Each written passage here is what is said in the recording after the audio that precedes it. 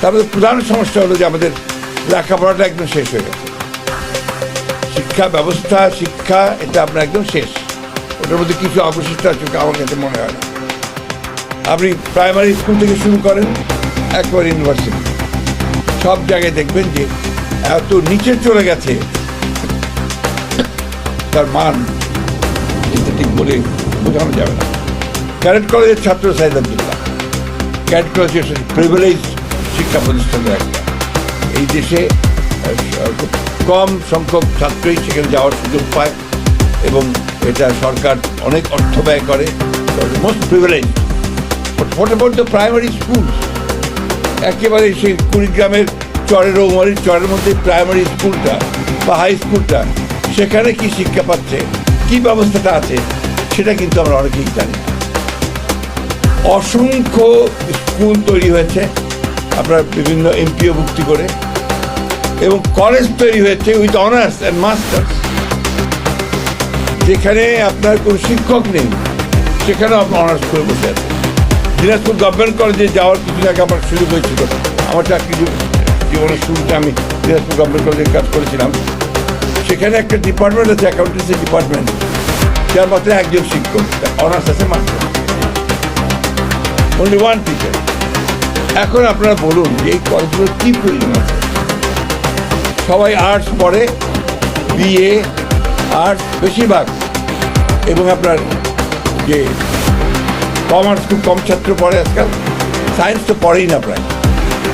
তাহলে এই যে শুধুমাত্র জেনারেল এডুকেশনে বিএ পাস করাচ্ছেন, তাদেরকে দিয়ে আপনি কী করবেন? তার প্রয়োজনটা কি? সমাজে তার প্রয়োজন কোনো প্রয়োজন নেই।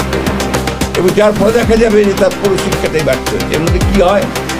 ছেলেকে লেখাপড়া শেখানোর জন্য বা মেয়েকে লেখাপড়া শেখানোর জন্য ওই বৃদ্ধ মা তার জমিটুকু, সে জমিটুকু বিক্রি করে ছেলেকে পাঠিয়ে দেয় ঢাকায় পড়ার জন্য।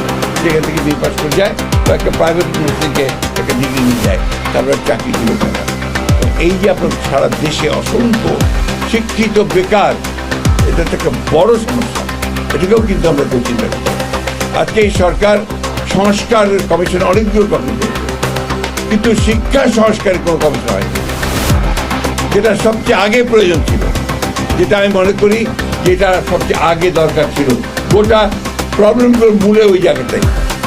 আমি যদি আমার শিক্ষাটাই ঠিক না হয়, জ্ঞান যদি আবার না থাকে, তাহলে আমি কি দিতে পারবো বা কি নিতে পারবো, বা সমাজে কোনো পরিবর্তনটা আমি আনতে পারবো?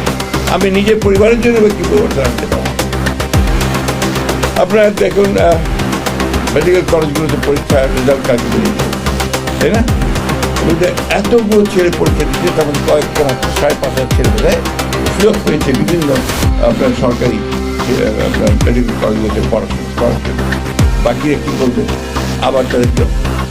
সবচেয়ে মজার ব্যাপার হচ্ছে হাই স্কুলে লটারি করে ভর্তি হয়।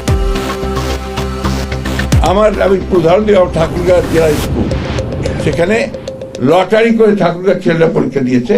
ক্লাস 3-তে যে ছেলে ভর্তি হবে তাকে যেতে হচ্ছে আপনার গাইবান্ধা স্কুলে। এটা কোন ব্যবস্থা? কি লাভ এটাতে? কি তৈরি হচ্ছে আমি কিচ্ছু বুঝতে পারি না। এই যে একটা আমি বলবো এটাকে উন্মাদনা চলছে শিক্ষাক্ষেত্রে, এটা তো আপনার কেউ কোনোদিন এটা দৃষ্টিও দিচ্ছে না, কথাও বলছে না, এটাকে পরিবর্তন করার জন্য কোনো চেষ্টা করা